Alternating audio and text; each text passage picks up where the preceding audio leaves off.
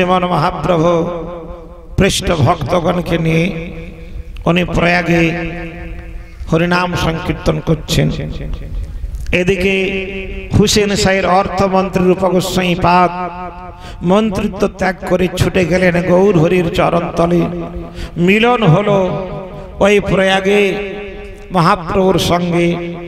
মহাপ্রভু রূপক গোস্বামী পাদকে নিজের কাছে 10 দিন রেখে সাধ্য সাধন তত্ত্বটি শিক্ষা দিলেন। সাধ্য সাধন তত্ত্ব কাকে বলে? সাধ্য শব্দে সাধনার দ্বারা যাকে পাওয়া যায় তিনি হচ্ছেন সাধ্য। যেমন গোপালের চরণ আমাদের সাধ্য বস্তু। আচ্ছা, তাকে পাওয়ার যে উপায় তাকে বলে সাধন। যেমন এই যে হরিনাম, এটি একটি সাধনের অঙ্গ, শ্রবণ একটি সাধনের অঙ্গ, এটিকে বলা হয় সাধন। সাধ্য যাকে পেতে চাই, কাকে পেতে চাই? গৌর গোপালকে। সাধন তাকে পাওয়ার জন্য যে পদ্ধতি, একে বলে সাধন। এই সাধ্য সাধন তত্ত্বটি মহাপ্রভু মাত্র 10 দিনের মধ্যে রূপক গোস্বামী পাদকে শিক্ষা দিলেন। রূপক গোস্বামী পাদ মহাপ্রভুর চরণতলে দণ্ডবত প্রণাম করলেন। আর মহাপ্রভু ভাবাবিষ্ট হয়ে রূপক গোস্বামী পাদের মস্তকে চরণ যুগল তুলে দিলেন। জয় গৌর ভগবানকে। রূপক গোস্বামী পাদের সে কি আনন্দ! মহাপ্রভুর চরণ যুগল বক্ষে জড়িয়ে ধরে কাঁদতে কাঁদতে বলছেন, প্রভু গো, আজ আমার বড় সৌভাগ্য, যোগীগণের বাঞ্ছিত সম্পদ আপনি কৃপা করে আমাকে প্রদান করলেন। মহাপ্রভু শ্রীরূপকে আশীর্বাদ করলেন, শ্রীরূপ, আমি তোমার উপর প্রসন্ন হয়েছি, বলো তোমার কি অভিলাষ? রূপক গোস্বামী পাদ বললেন, প্রভু গো, আমি যেন বাকি জীবনটা আপনার ভজন করে কাটিয়ে দিতে পারি। খুব ভালো কথা। তারপরে না, আপনার ধামে গিয়ে আমি যেন আপনার ভজন করতে পারি। অর্থাৎ এই দেহটা চলে যাওয়ার পরে আমরা একটা জায়গায় যাব, আমাদের ভজন অনুযায়ী, কর্মফল অনুযায়ী। কেউ বৈকুণ্ঠে যাবেন, কেউ গোলকে যাবেন, কেউ স্বর্গে যাবেন, কেউ নরকে যাবেন। রূপক গোস্বামী পাদ বলছেন, প্রভু আপনি কৃপা করুন যেন আপনার ধামে গিয়ে আমি আপনার ভজন করতে পারি। মহাপ্রভু হাসছেন, সেরূপ তুমি ভজন করলে, তুমি ভজন করে উদ্ধার পেয়ে গেলে, কিন্তু জগতের জন্য তুমি কি করে গেলে?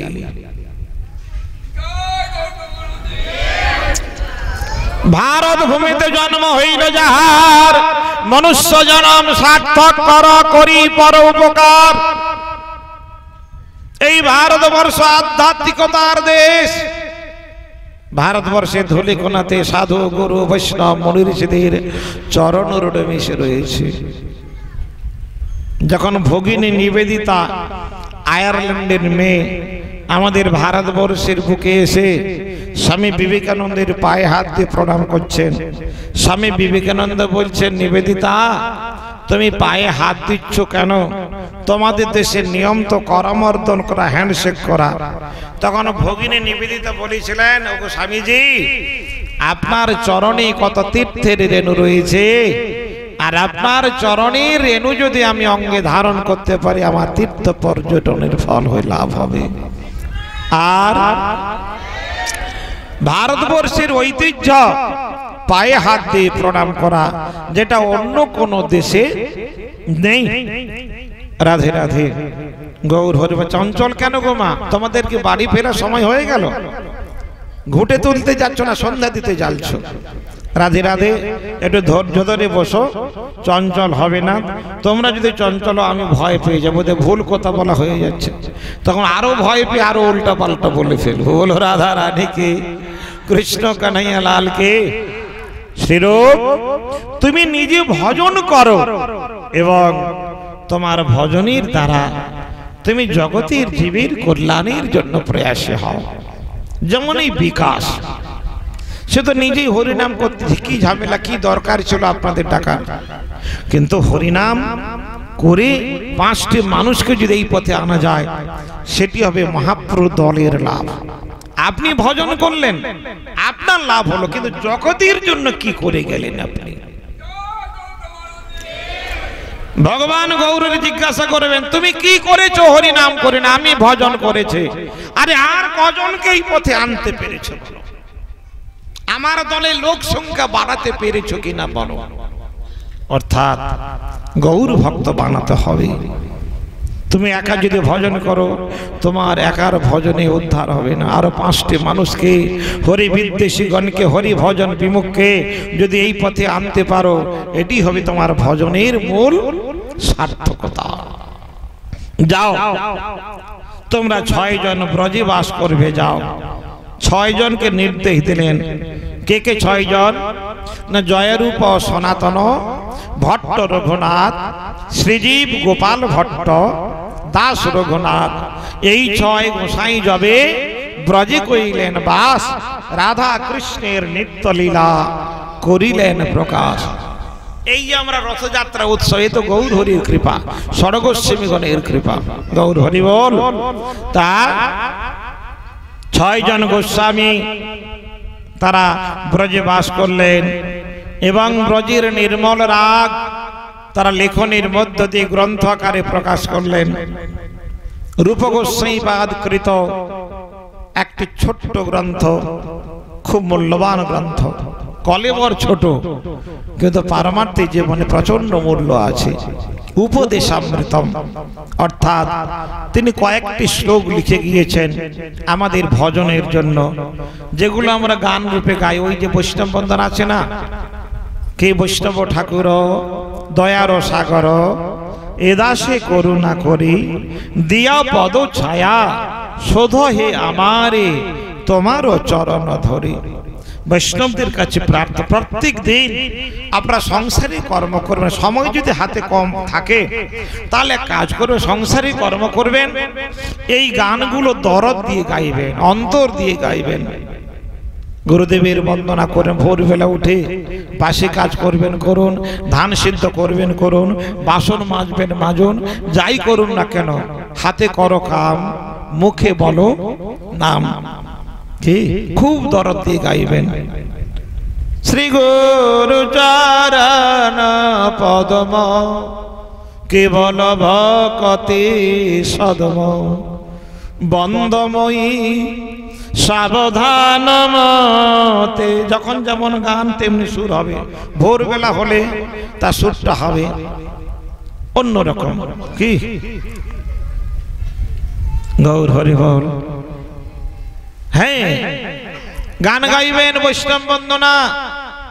দয়াল বৈষ্ণব ঠাকুর দয়ার সাগর, এ দাসে করুণা করি ওগো দিয়া পদ ছায়া, শোধয়ে আমারে তোমার চরণ ধরি।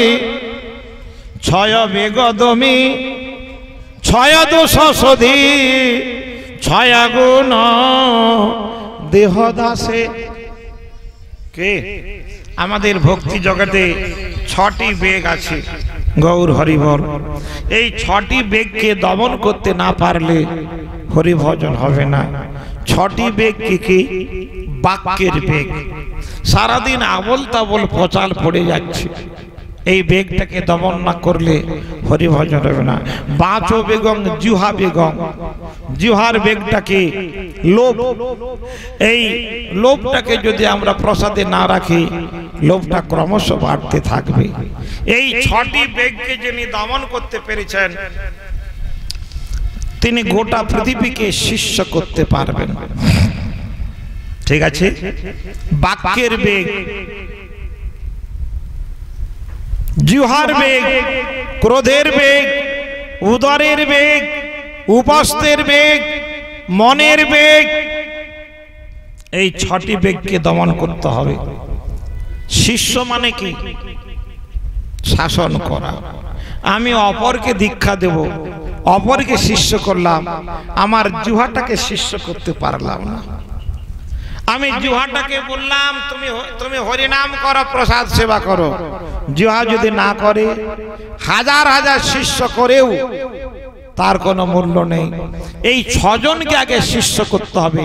জিহ্বাকে শিষ্য, জিহ্বার বেগটাকে দমন করতে হবে, ক্রোধের বেগটাকে দমন করতে হবে, বাচ বেগং, জিহ্বা বেগং, ক্রোধ বেগং, উদরের বেগ, উপস্থের বেগ, জননেন্দ্রের বেগ, মনের বেগ, এই 6টি বেগকে যিনি দমন করতে পেরেছেন তিনি হচ্ছেন প্রকৃত গোস্বামী। আমাদের ভক্তি জগতে মাগো এই 6টি বেগকে দমন করতে হবে। জিহ্বাটা এটা ওটা কথা বলতে চাইবে, কিন্তু হরি নাম ছাড়া অন্য কথা বলবেন না। আর যেখানে হরি নাম হবে না খবরদার সেখানে যাবেন না। আচ্ছা, 6 বেগ দমে 6 দোষ শোধে। আমাদের ভক্তি জগতে 6টি দোষ আছে, এগুলোকে তাড়িয়ে দিতে হবে। কি কি 6টি দোষ? অত্যাহার, প্রয়াসস্য, প্রজল্প, নিয়মাগ্রহ, জনসঙ্গঞ্চ, লৌলঞ্চ, ষড়বি ভক্তি বিনশ্যতি। অতিরিক্ত আহার না, বেশি খাওয়াটা নয়, অতিরিক্ত সঞ্চয় মনোবৃত্তি, এটা মানুষের পতনের কারণ হয়, ভক্তি জগৎকে নষ্ট করে ফেলে। প্রয়াস, জড় কর্মে আসক্তি, সংসারী কর্ম করে যাচ্ছে। গাধা সমস্ত কিছু কাজ করে, সমস্ত বইতে পারে, কিগুলো বয় না? ভাতের কাঠি। ঠিক সংসারী মানুষেরা সারা জীবন সংসারে গাধার মতো খাটবো আমরা, কিন্তু হরিনামের বেলায় আমাদের যত গন্ডগোল হয়ে যায়, এটা হচ্ছে ভজনে বাধা সৃষ্টি করে। অত্যাহার, প্রয়াস হচ্ছে প্রজল্প, অর্থাৎ গ্রাম্য গীত, গ্রাম্য বার্তা, জটিল কথাবার্তা বলতে নেই, শুধু হরি কথা বলতে হবে, সৎ কথা বলতে হবে। নিয়ম আগ্রহ, নিয়মে আগ্রহ যেমন করব, নিয়মটা করব, ভজনটা যাতে বাড়ে। সারা জীবন নিয়ম করে গেলাম, 10 বার পুকুরে স্নান করলাম, হাতে পায়ে হাজা ধরে গেল, কিন্তু হরি ভক্তি লাভ হলো না। এই নিয়মটাকে নিয়ম বলে না। তাহলে সংসারী মানুষের নিয়মে আগ্রহ নয়, ভক্তিতে আগ্রহ রাখতে হবে। জনসঙ্গ, অভক্তের সঙ্গকে ত্যাগ করতে হবে। যার মুখে ভাই হরি কথা নাই, কে তার কাছে তুমি যেও না। যার মুখ হেরি ভুলে যাবে হরি, তার মুখ পানে চেও না, তার মুখ পানে চেও না। যার মুখে ভাই হরি কথা নাই, তার কাছে তুমি যেও না। কে তোমারে কবে মাগো, তোমরা যে 7 দিন ভাগবত শুনতে আসছো না, দেখবে যাওয়ার সময় কত লোক ঠিকঠাক একদম গাউড়া ভক্ত হয়েছে, ওরা একদম উদ্ধার পেয়ে বৈকুণ্ঠে চলে যাবে। আহা মরি মরি, মরে যাই মরে যাই, কত রকমের কথা বলবে, কিন্তু ওদের প্রলোভনে পা দেবে না। ওদের বুকের উপর উনান পেড়ে ভাত রাঁধবো সুখে, লোচন বলে অলসই কেন গোল করু, কালার পিরিত লেগেছে ওরা জ্বলে পুড়ে মরু। রাধে রাধে। আপনারা যদি মনে প্রাণে বিশ্বাস করেন হরিনাম সত্য, আমি হরিনাম শ্রবণ করতে যাচ্ছি, যে যা বলে বলুক, আপনি ওদের কথায় কর্ণপাত করবেন না, ওদের দিকে ফিরে তাকাবেন না। যদি আপনাকে কেউ নিন্দা করে, তার জবাবটা কি জানেন? জবাবটা ওদেরকে এড়িয়ে চলা। আর ওদের প্রলোভনে পা দিয়ে যদি আপনি ওদের সঙ্গে তর্ক করেন, তাহলে ওদের ফাঁদে পড়ে গেলেন। কোনো তর্ক করার দরকার নেই, ওদের দিকে ফিরে তাকাবেন। ওরা যা বলছে বলুক, কে তোমারে কবে কি কথা কহিবে, সে কথা ভাবিলে দিন কি যাইবে, বিপদে সম্পদে থাকিবে যে পদে, তার পদ কেন ভাবনা। যার মুখে ভাই হরি কথা নাই, তার কাছে তুমি যেও না। হরি কথা কও, হরি গুণ গাও। আচ্ছা, বিড়ালের যদি ঝগড়াকে বাড়াতে হয় কি ছুটতে হবে? জল দিতে হবে। আর ঝগড়া যদি মানুষের ঝগড়াকে যদি কমাতে হয়, হরি নাম করতে হবে। দু জায়গায় ঝগড়া লেগে গেছে তো, ছোট জাটা মুখরা, তোমাকে মোটে গালি গেল, তুমি শুধু হরি বল, হরে কৃষ্ণ হরে কৃষ্ণ, এই তার সামনে হরি নাম বলে চিৎকার করবে, ও লজ্জা পেয়ে ভয় পেয়ে পালিয়ে যাবে। বিড়ালের ঝগড়াকে বাড়াতে গেলে গায়ে জল ছুটতে হবে, আর ঘরে ঘরে ঝগড়াকে যদি কমাতে চান আপনাকে উচ্চ ঈশ্বরে হরে কৃষ্ণ মহামন্ত্র কীর্তন করতে হবে।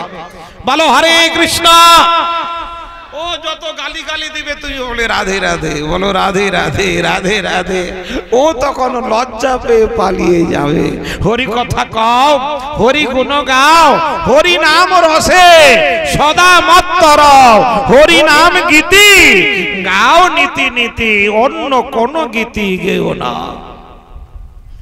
কয়দিন রহিবে ভব মাঝে আর, অবিলম্বী করো যাহা করিবার, পরের কথায় কিবা আসে যায়, মিছে দাগা তুমি পেও না। হরি বল। তাহলে ছটি হচ্ছে ভক্তি জগতের বিরোধী। অতিরিক্ত সঞ্চয়, অত্যাহার প্রয়াসস্য, প্রজল্প গ্রাম্য গীত, গ্রাম্য বার্তা, এগুলো করতে নিয়মে আগ্রহ, ভজনে আগ্রহ করতে হবে। আর জনসঙ্গ, অভক্তের সঙ্গ ত্যাগ করতে, লৌল অসৎ তৃষ্ণাময় মনোবৃত্তি। এটা কেমন? ধরুন এখানে একটু হরি কথা শুনে যাচ্ছেন, যেতে যেতে দেখলো তার ঘরে সেখানে পাঁচাল গান হচ্ছে, সে পাঁচাল পেয়ারা গাছে উঠে পড়ে গাছ লাড়াচ্ছে, কত রকম কত কথা বলছে, বলে দেখি তো কি হয়। এই হরিনাম শুনে শুনতে গিয়ে ওখানে যেমনি কান বাড়িয়ে বলে দারুণ ব্যাপার, কত খিস্তি খেউর হচ্ছে, ব্যাস হয়ে গেল আপনার হরি ভজন শিকায় উঠে গেল। না, ওখানে যাওয়া চলবে না। মহোৎসব প্রসাদ পেয়ে যাচ্ছেন, নাতনির ঘরে ঝোল অন্ন হচ্ছে বলে একবার ঢুকে পড়ে মহাপ্রসাদের উপরে ঝোল অন্ন চাপান দিয়ে দিলেন, তাতে কি হলো? আপনার ভজন নষ্ট হয়ে গেল। না, হবে না। অসৎ তৃষ্ণাময় একবার যাচ্ছেন, ওধারে কি সে বলছে আপনি হরি মন্দিরকে তেড়ে খুলে ফিকে দিলেন, সে বলছে তোমার সিঁদুর পরা চলবে না, শাখা রাখা চলবে না, হরিনাম করা চলবে না, সে বলছে হ্যানাতে না, এগুলো বললে হবে না। গৌর গোপালের চরণ ছেড়ে আমরা কোথাও যাব না। যা করো গৌরাঙ্গ হরি, আমি তোমায় ছাড়বো না। তোমরা তোমার ভালো লাগছে করো, কিন্তু আমি মদন গোপালের চরণ ছেড়ে কোথাও যাব না। হরি বল। তা না হলে ভজন নষ্ট হয়ে যাবে। এই ছটি হচ্ছে ভজনের বিরোধী। আর ভজনের অনুকূল ছটি আছে কে কে? ছয় গুণ দেহদাসে। ছটি গুণ কি কি? উৎসাহ, অর্থাৎ ভজন করতে করতে আপনার ভজনে উৎসাহ আসবে।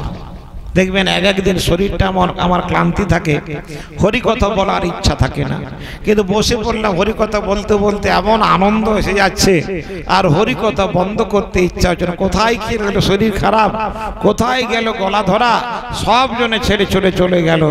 অর্থাৎ ভজনে উৎসাহটা আমার বাড়ছে কিনা লক্ষ্য রাখতে হবে। আমি যে হরিনাম করছি, হরি নামে আমি যে গোপালের সেবা করছি, গোপালের সেবাতে আমার উৎসাহটা বাড়ছে না কমছে, এটাকে লক্ষ্য রাখতে হবে। যদি দেখেন যে উৎসাহ কমে যাচ্ছে, তাহলে কোথাও না কোথাও একটা ত্রুটি রয়েছে, ঘোগ আছে। কলসিতে জল ঢাললেও জল ভরছে না, মানে ছাঁদা আছে।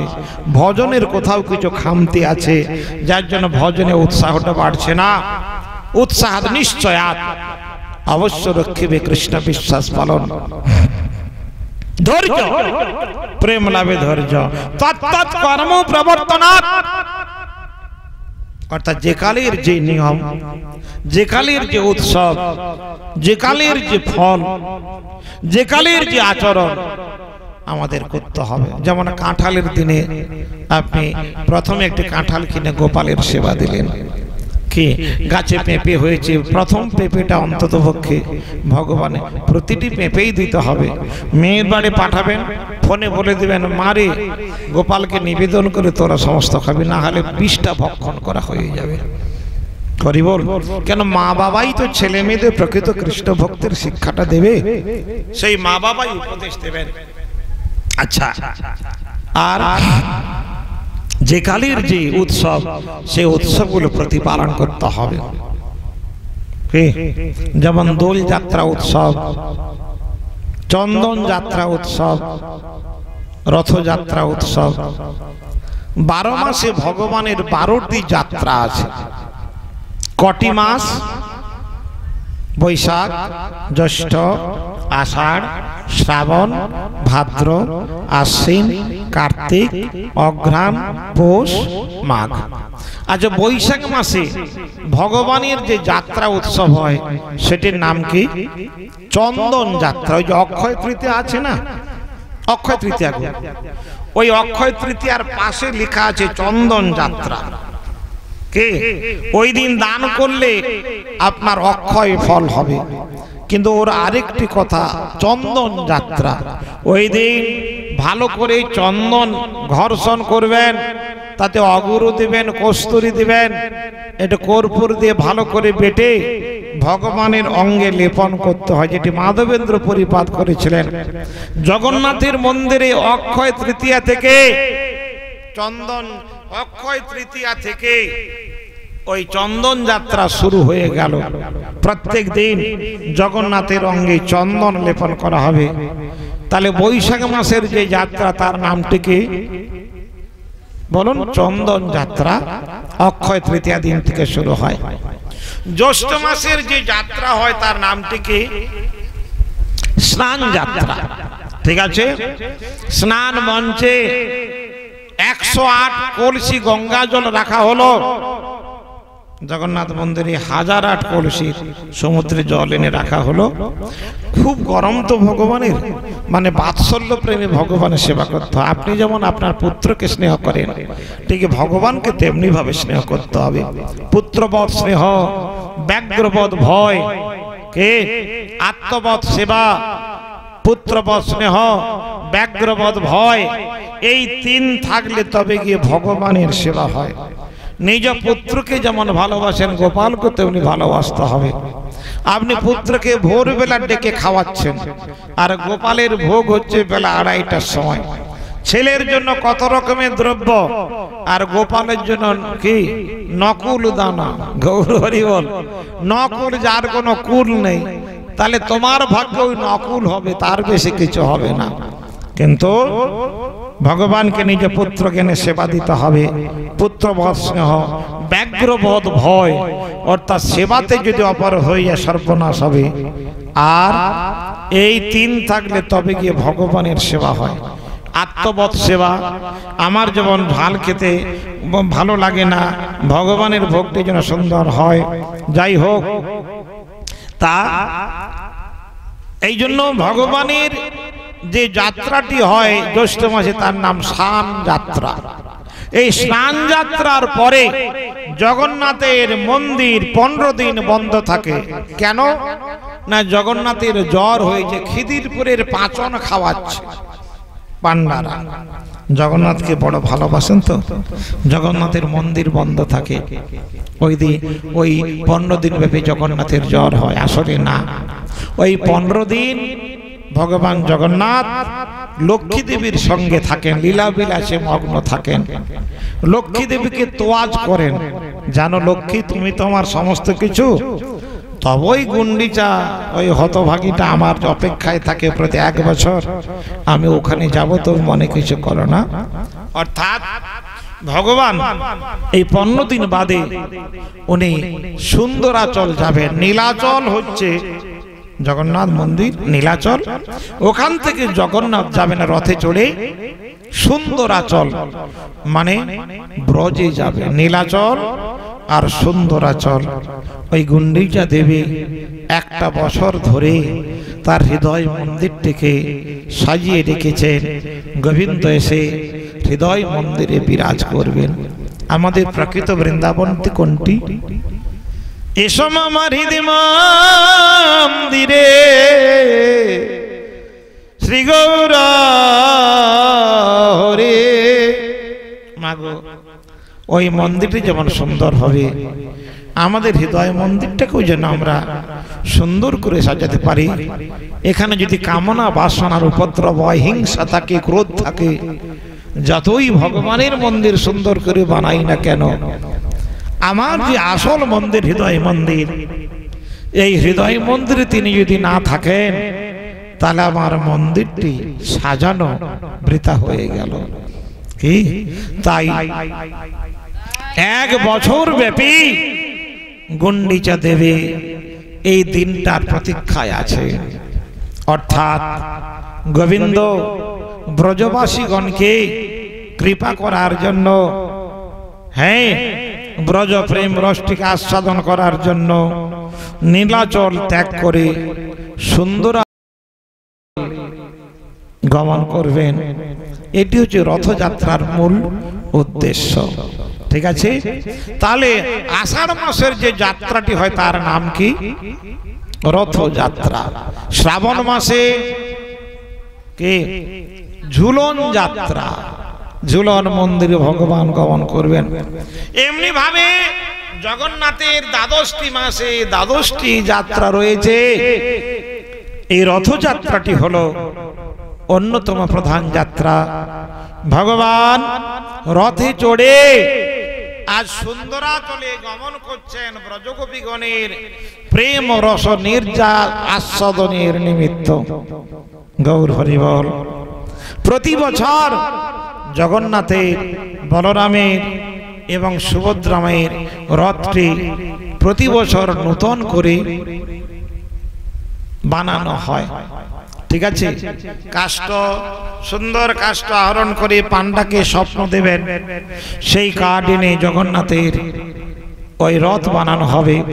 আর প্রতি 12 বছর অন্তর জগন্নাথের নবকলেবর হবে। প্রধান পান্ডাকে স্বপ্নাদেশে জানাবেন, এই বনে কাঠ আছে, চক্র চিহ্ন, প্রজাপতি চিহ্ন, এই সকল চিহ্ন সম্বলিত ওই কাষ্ঠ উনি বনে গিয়ে খুঁজবেন।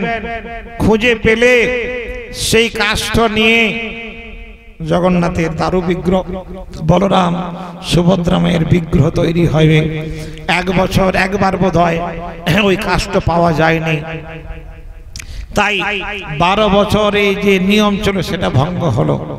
তারও বেশ কিছুদিন বাদে ওই কাষ্ঠটি স্বপ্নাদেশে পাওয়ার পরে জগন্নাথের নবকলেবর হয়েছিল।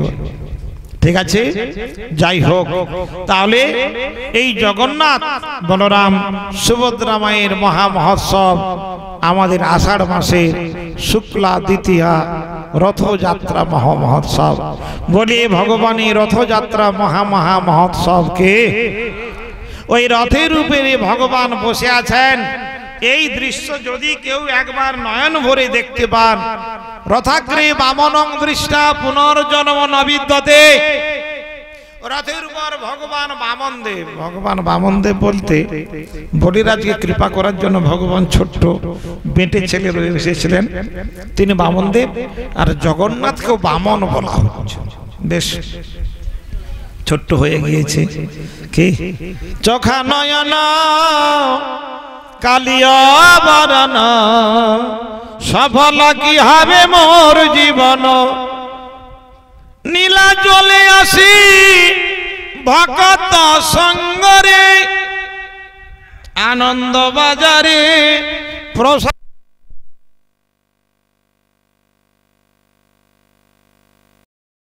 তাহলে গোবিন্দ যে সংসারটি করছেন, এই সংসারটি হলো কি? আদর্শ সংসার।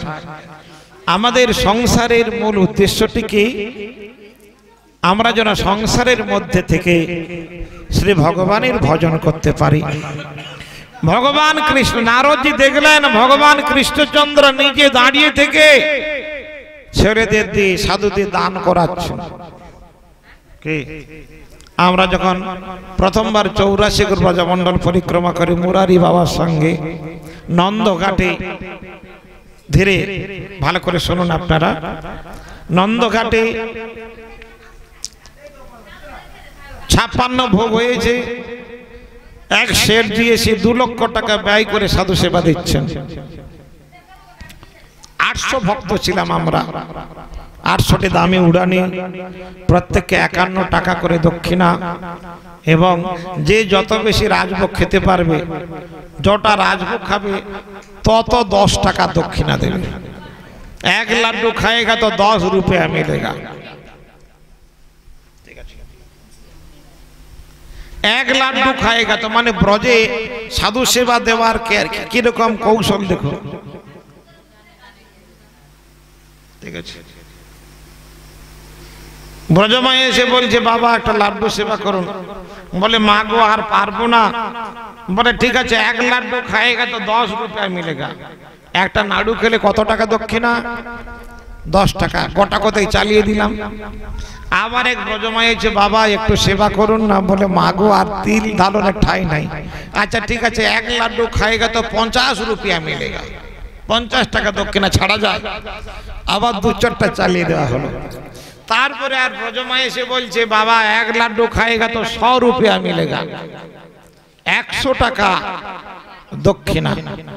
গৌর হরি বল, গৌর হরি বল।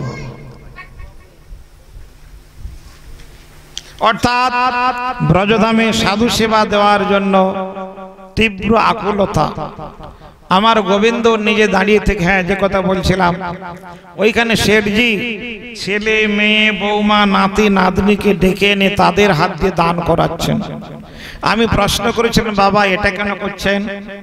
উনি বলেছিলেন যে আমাদের বংশ পরম্পরা হচ্ছে দান করা অভ্যাস। আমার বাবা আমার হাতে দিয়ে দান করিয়েছেন, তাই চলে যাওয়ার আগে আমি আমার ছেলে মেয়ে নাতি নাতনিকে দিয়ে এই অভ্যাসটা করে যাচ্ছে, যাতে করে ওরা কেউ যেন কৃপণতা না করে, যাতে করে ওরা যেন সাধু সেবা দেয়। আচ্ছা আমি বললাম বাবা সাধু সেবা তো আপনার 2 লাখ টাকা খরচ হলো। বলে সাধু সেবাতে খরচ হয় না, বরং জমা থাকে। কি আপনি যত সাধু সেবা দেবেন, ভগবানের সেবাতে যেটুকু দেবেন এটুকু আপনার ক্ষতি হবে না, এটা আপনার জমা থাকলো, শতগুণ অধিক ফেরত পাবেন। কি গোবিন্দের আঙ্গুলটা কেটে গিয়েছিল চক্র ছুঁড়তে গিয়ে, রক্ত পড়ছিল। আমার দ্রৌপদী বস্ত্রখণ্ড ছিঁড়ে 1 খণ্ড বস্ত্র আঙ্গুলে জড়িয়ে দিয়েছিলেন। কত গুণ করে ফেরত পেলেন? কত কোটি গুণ অধিক ফেরত পেয়ে গেলেন। এই জন্য বলছেন এই জগতে সে 5টি রত্ন ধারণ করতে হবে। কি কি? সাধু সঙ্গ একটি রত্ন। এই যে আপনারা এসেছেন এটি একটি রত্ন, সোনার থেকে এর দাম আরো বেশি।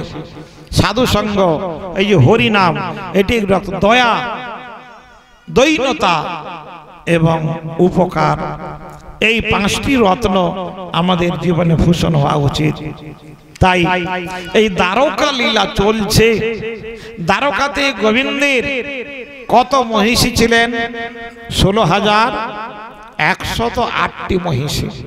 প্রতিটি মহিষীর গোলালো করে 10টি করে সন্তান, 56 কোটি যদুবংশ, 3,80,00,000 প্রাইভেট টিউটার ছিল ওই সকল বাচ্চা কাচ্চাগুলোকে টিউশন দেওয়ার জন্য।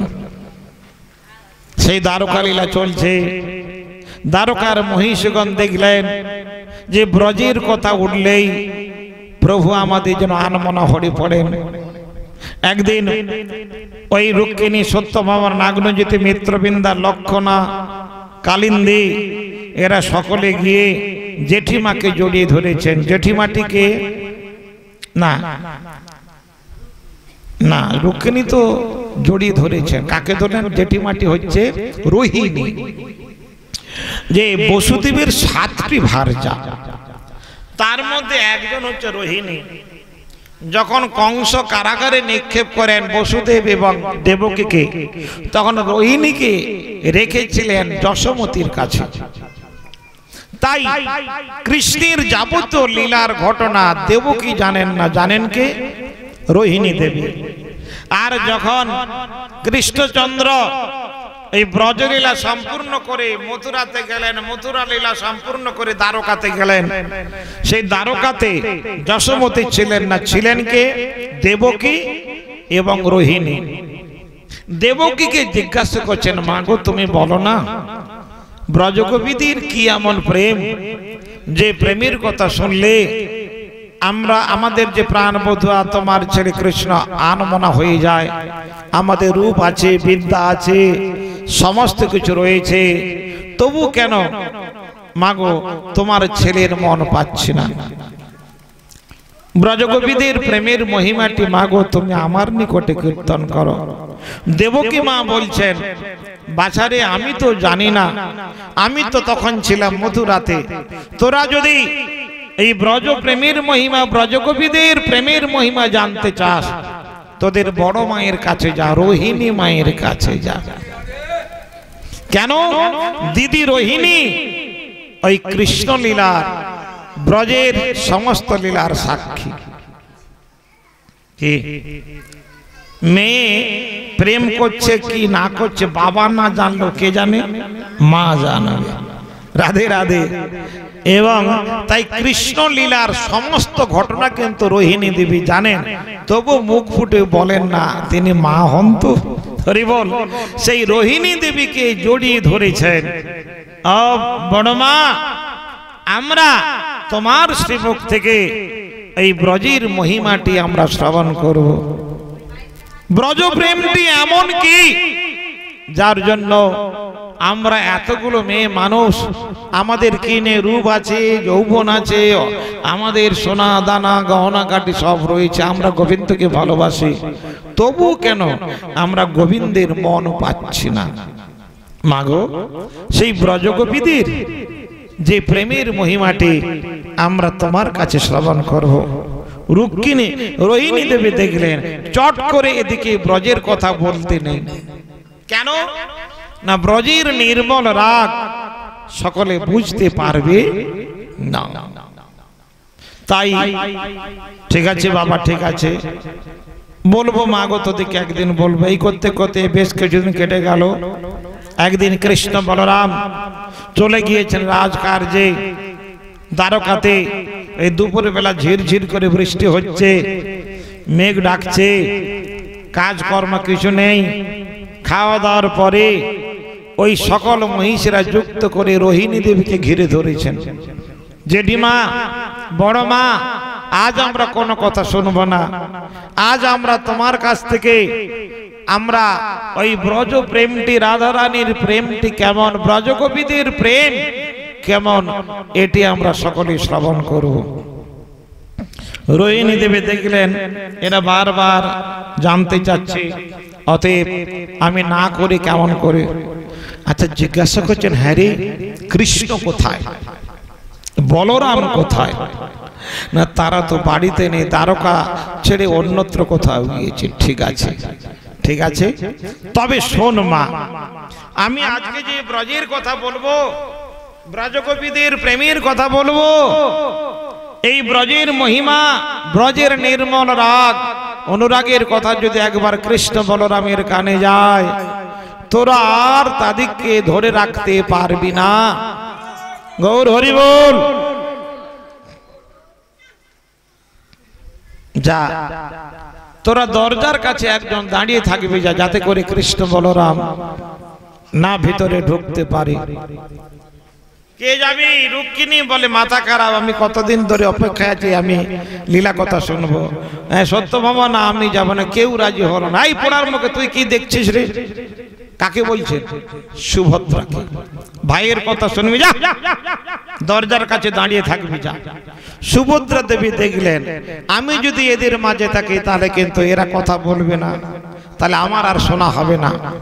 আমি ঠিক দরজার কাছে থাকবো, ওইদিকে মুখ করে রাখবো, কানটা থাকবে এদিকে। আমি কর্ণ ভরে আমি ব্রজের নির্মল অনুরাগ মহিমার কথা শ্রবণ করব। বলো রাধা রানীকে। তা দরজার কাছে অপেক্ষা রয়েছেন, দাঁড়িয়ে রয়েছেন সুভদ্রা আর রোহিণী দেবী ব্রজ প্রেমের কথা বলছেন। ব্রজের প্রেম কেমন জানিস? অকই তব কৃষ্ণ প্রেম যেন জম্বু নদহেম, সেই প্রেম নৃলোকে না হয়। অকই তব কৃষ্ণ প্রেম, একটু ভলিউম দিয়ে দাও, একটু গৌর হরি বল, একটু বাড়িয়ে দাও। ঠিক আছে, ভালো, আর একটু সোজা করে দাও। ব্যাস ব্যাস, ঠিক আছে। কৃষ্ণ প্রেম ধ্যান দিয়ে শ্রবণ করুন। ব্রজের প্রেম অকৈতব, অর্থাৎ যে প্রেমের মধ্যে কোনো কৈতব নেই। কৈতব কাকে বলে না, কৈতব শব্দে কই আত্মবঞ্চনা, নিজেকে বঞ্চনা করা। নিজেকে বঞ্চনা করব কিসে না, কৃষ্ণ ভজন করতে এসে যদি আমাদের মধ্যে সসুখ বাসনা জাগে, কৃষ্ণ কৃষ্ণ ভক্তি বিনা অন্য কামনা, গোবিন্দের চরণ তলে যদি আমরা অন্য কোনো কামনা করে ফেলি তাকে বলে কৈতব। কৈতব শব্দকে আত্মবঞ্চনা, নিজেকে বঞ্চিত করা হবে। অমৃতের সাগরে এসে যদি আমরা বিষ ভক্ষণ করি তাহলে কপালটা মন্দ। তাই গৌর হরির চরণে, কৃষ্ণ চরণে কোনোদিন জড় জগতের সুখ প্রার্থনা করতে নেই। কৈতব শব্দে কই আত্মবঞ্চনা, কৃষ্ণ কৃষ্ণ ভক্তি বিনা অন্য কামনা। অর্থাৎ বলা হচ্ছে যে গোবিন্দের চরণে কৃষ্ণ ভক্তি এবং কৃষ্ণ চরণ প্রার্থনা করতে, অন্য কোনো প্রার্থনা করতে নেই। যদি হয় তাকে কৈতব হবে। তাই কৃষ্ণ ভক্তির তত্ত্বটি এখানে, প্রভু তুমি সুখী হও, তুমি আনন্দে থাকো। যখন রাসস্থলীতে রাস নৃত্য হয়ে গেল, গোবিন্দ বলছেন, হে ব্রজরমণীগণ, হে ব্রজকন্যাগণ, তোমাদের নৃত্য দর্শন করে আমার বড় সুখ হয়েছে। আমি তোমাদের ঋণে থাকবো না। তোমরা এত কষ্ট করে আমাকে নাচ দেখিয়েছো, আমি তোমাদের কিছু দিতে চাই, তোমরা কি চাও বলো। ব্রজগোপীগণ বলেই দিলেন, প্রভু আমরা তোমার কাছ থেকে কিছু চাওয়ার জন্য আসি নাই, আমরা এসেছি তোমার সুখের জন্য। আমরা এসেছি তোমাকে সুখে দেখতে চাই। আমাদের নিজস্ব কোনো ব্যক্তিগত স্বার্থ তোমার কাছ থেকে চরিতার্থ করতে চাই না। এটি হচ্ছে ব্রজ প্রেম। এখানে কোনো সসুখ বাসনা নেই। বলে কিছু চাও, আচ্ছা নেহাতি যদি কিছু দেবে, প্রভু তুমি এই কৃপা করো, তুমি সুখে থাকো, তুমি আনন্দে থাকো। যেটি শিক্ষাষ্টকে মহাপ্রভু বললেন, আশ্রিসবা পাদরতাং পিনষ্টমাম অদর্শনাং মর্মহতাম করতবা যতততা বিদদাতো লম্পটো মদ প্রাণনাথস্তু শৈব না পর। আমি কৃষ্ণ পদদাসী, দেহ রস সুখ রাশি আলিঙ্গিয়া করে আত্মসাদ, কিংবা না দেন দর্শন যারে মোর তনু মন তবু তিহ মোর প্রাণনাথ। প্রভু তুমি যতই আমাকে দুঃখ দাও, কষ্ট দাও, আমি তোমার চরণ ছাড়ব না। আমি জানি তুমি আমার। কেউ তোমাকে রুক্মিণী রমন বলবে না, কেউ তোমাকে সত্যভামানাথ বলবে না। সকলেই বলবে তুমি রাধানাথ, রাধাকান্ত, তুমি রাধা বল্লভ, রাধা শ্যামসুন্দর, রাধা গিরিধারী, রাধা মদন মোহন, রাধা যুগল কিশোর ছাড়া তোমাকে কেউ রুক্মিণী রমন বলবে না। তুমি যেখানেই থাকো তুমি আমার। মদ প্রাণনাথস্থ শৈব না পারো, তুমি আমার প্রভু। এই হচ্ছে ব্রজের প্রেম। জানো রোহিণী দেবী বলছেন, ব্রজ প্রেমে কোনো খাদ নেই। অকৈতব কৃষ্ণ প্রেম যেন জম্বু নদহেম। যারা সোনার কারবার করে, স্বর্ণকার, ওদের সম্বন্ধে একটা প্রবাদ আছে, ওরা যদি নিজেদের মায়েরও গয়না করে একটু খাদ দিয়ে, যারা ঠিকায় ধান রুয়ে না, যাদের পাগলারও অভ্যাস হয়ে যায়, তারা ঘরে যখন রোয়া শুরু করে প্রথম প্রথম 2-4টা গোট ঘন ঘন দেবে, কিন্তু এমন বদভ্যাস হয়ে গেছে নিজের ঘরেও ফাঁকি হয়ে যাচ্ছে। রাধে রাধে। সেই মাঝখানে সমস্ত গোছগুলো এক হাত অন্তর দিয়ে দিচ্ছে। কেন? তার বদভ্যাস হয়ে গিয়েছে অপরকে ফাঁকি দেখানো। ঠিক অপরের সোনার গহনা গড়তে গিয়ে শেখরা যেমন খাদ দিয়ে দেয়, নিজের মায়ের গহনা গড়তে গিয়ে তেমনি তার খাদটাও দিয়ে দেয়। অভ্যাস হয়ে গিয়েছে। আর খাদ না দিলে গহনা হবে না।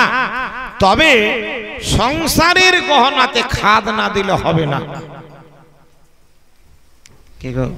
মিথ্যে কথায় মানুষ সন্তুষ্ট হয়। তুমি এত রাত্রে কোথায় ছিলে? বলে অফিসের কাজ এমন পড়ে গেছিল না, অত আড্ডা দিয়ে দিয়ে এসেছে ক্লাবে, এবারে ঠিক তাহলে হবে। আচ্ছা তুমি যে বাবার বাড়ি গেলে তো দেব, তুমি তো জানো নি কি কদিন মাথা যন্ত্রণা আমার, রাধে রাধে। এবারে মিথ্যা কথায় মানুষ সন্তুষ্ট, আর সত্য কথায় ভগবান সন্তুষ্ট হয়ে থাকেন। ভগবানের গহনাতে কোনোদিন খাদ দিতে নেই, খাদ যদি থাকে তাহলে ভগবানের গহনা হবে না। অর্থাৎ ওই যমুনা নদীতে যে সোনাটা পাওয়া যায় সেখানে কোনো খাদ নেই। ঠিক ব্রজে যে কৃষ্ণ প্রেম, সেই কৃষ্ণ প্রেমের মধ্যে কোনো খাদ নেই, কোনো সসুখ বাসনা নেই। আমি চাই আমি পাবো এগুলো ওখানে ব্রজধামে নেই। শুধু হে গোবিন্দ তুমি সুখে থাকো, তুমি আনন্দে থাকো, তোমার সুখ হোক, তোমার শান্তি হোক, আমার এই দেহটা যেন তোমার আনন্দের কাজে লাগে। কি সংসারী মানুষেরা তাদের প্রেমটা কেমন, কিছু দিতে হবে কিছু নিতে হবে। কি ত্রিবিধ প্রেম আছে, সাধারণী, সামঞ্জস্য এবং সামর্থ্য। বুঝতে কোনো অসুবিধা হচ্ছে না তো? আমি খুব সহজ সরল, আমি যতটুকু পারি সহজ সরল করে বোঝাচ্ছি। এই তিন প্রকারের প্রেম। সাধারণী প্রেম, শুধু নেব কিছু দেব না, খুব যা শুধু গোবিন্দের কাছ থেকে লুটে পুটে খাবে, সুখ নেবে, গোবিন্দের সুখ হলো কিনা সেদিকে লক্ষ্য নেই। আচ্ছা সামঞ্জস্য প্রেমটি কেমন, কুछ দিতে भी হবে कुछ নিতে भी হবে। আমরা গোবিন্দের কাছ থেকে সুখ নেব আর গোবিন্দকে সুখ দেব। সামর্থ্যরতি না, আমরা গোবিন্দকে দিয়ে যাব, গোবিন্দের কাছে কিছু নেব না। হে গোবিন্দ তুমি সুখে থাকো, তুমি আনন্দে থাকো, তোমার সুখ হোক, তোমার আনন্দ হোক, জন্মে জন্মে যেন আমরা তোমাকে সুখী দেখতে পারি, তোমাকে খুশি দেখতে পারি। এই প্রেমটি হচ্ছে সামর্থ্যরতির প্রেম। এখানে কোনো কামনা বাসনা নেই।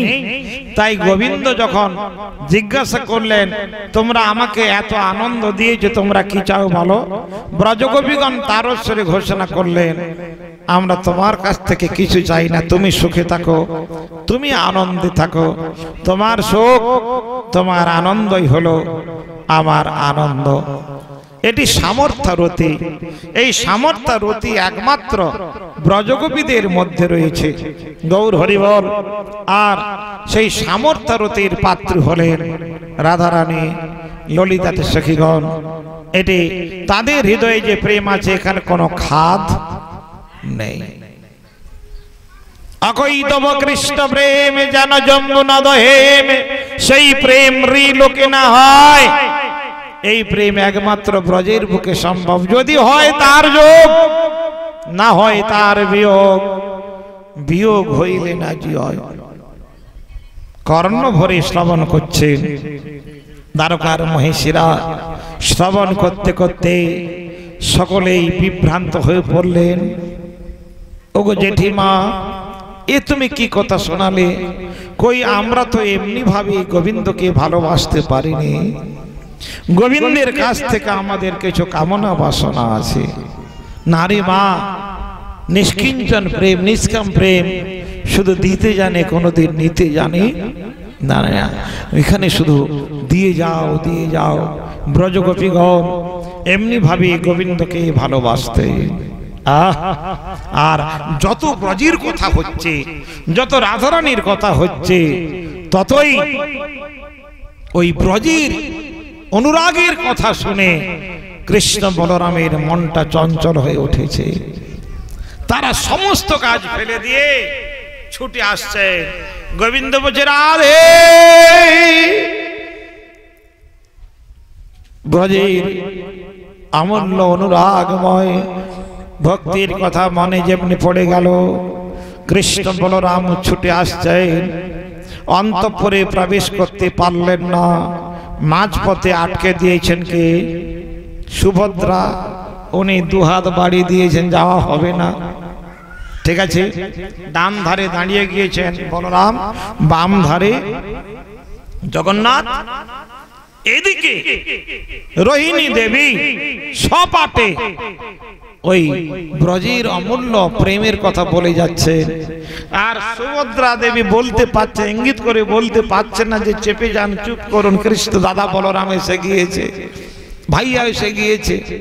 এরা সকলে তিনজনে এই ব্রজের অমূল্য লীলা কথা, ব্রজের অমৃতময় প্রেম, নির্মল অনুরাগময় প্রেম, এই প্রেমের কথা শুনতে শুনতে এদের মধ্যে বিকার এসে গেল।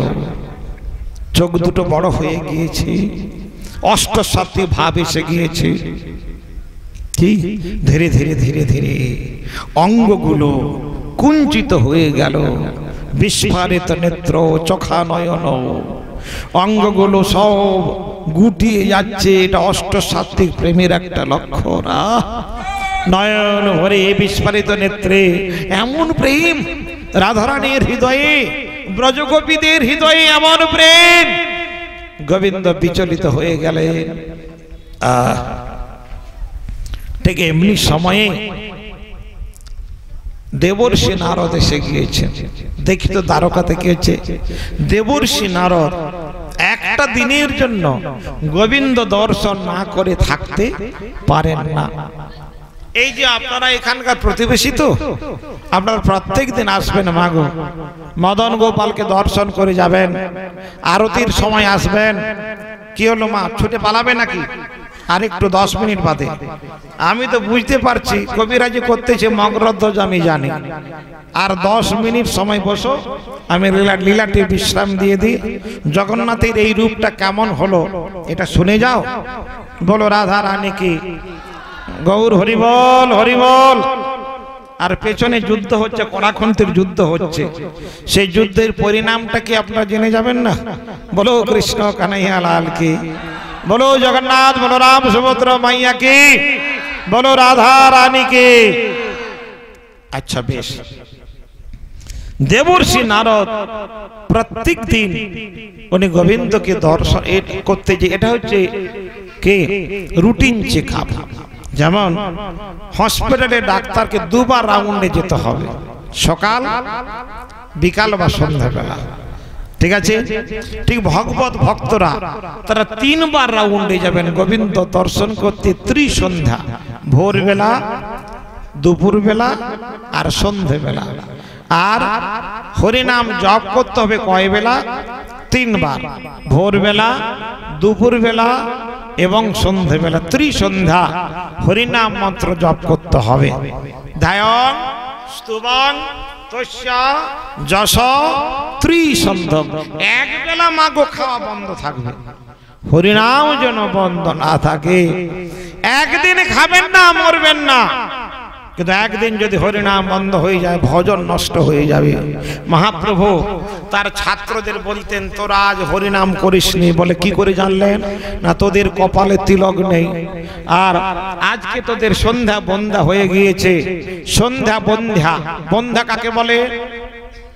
যে নারীর সন্তান হয় নাই, সন্ধ্যার সন্তানটিকে ভক্তি। তাই সন্ধ্যা বন্দনা যদি বন্ধ করে দেন, হরি ভক্তিরূপ কন্যা আপনার হৃদয়ে জাগবে না। আর হরি ভক্তি কন্যার সঙ্গে গোবিন্দের বিয়ে দিতে হবে, তবেই গোবিন্দ আপনার গৃহ জামাতা হয়ে থাকবে। ওই বেটা কৃষ্ণ যেদিকে যাবে যাক, আমার মেয়ের কাছে ওকে আসতে হবে না। কি গো? এই জন্য সন্ধ্যা বন্দনা যদি বন্ধ করে দেন, তাহলে আপনার হৃদয়ে ভক্তি কন্যা আর আবির্ভূত হবে না, আর গোবিন্দকে হৃদয়ে মাঝে ধারণ করতে পারবেন না। এই জন্য প্রত্যেক দিন ত্রিসন্ধ্যা জপ করতে হবে। যদি কোনো ক্রমে হয়তো দুপুরবেলা কম হয়ে গেছে, ওটাকে পূর্ণ করে দিবেন সন্ধ্যেবেলা। প্রত্যেক দিন একটু করে গীতা পাঠ করবেন। বুঝতে পারো না পারো পড়ে যাও গীতা, খেতে ভালো লাগুক না লাগুক খেয়ে যাও তিতা, একটু করে তেতো খাবে। প্রত্যেক দিন একটু করে গীতা পাঠ করবে, আর নিত্য শ্রী ভগবত দর্শনে যাবে। দেবর্ষি নারদ গিয়েছেন, আর তখন 3 জনের বিস্ফারিত নেত্র। দেবর্ষি নারদ, কি হলো প্রভু? আমি সবার কাছে বলে দেব প্রভু গো তোমার প্রেম মহিমা, তোমার এই রূপের কথা জগতের মাঝে বলে দেব। গোবিন্দ বলছেন দেবর্ষি নারদ, তুমি তো বুঝতে পেরেছ ব্রজপ্রেমের রাসবিলাসী চরম পরিণতি আমি। এই ব্রজপ্রেমের অপূর্ব মাধুর্য রসে আজ আমি বিকলাঙ্গ হয়ে গিয়েছি। আমি এমনি রূপে নীলাচলে পুরীধামে আবির্ভূত হব। এই জগন্নাথ বলরাম সুভদ্রা রূপে আবির্ভূত হব। তুমি যাও জগতের মাঝে প্রচার করবে, যাও। এদিকে ইন্দ্রদ্যুম্ন রাজাকে স্বপ্নাদেশ হলো। তিনি স্বপ্নের দ্বারা এই রূপ দেখতে পেলেন।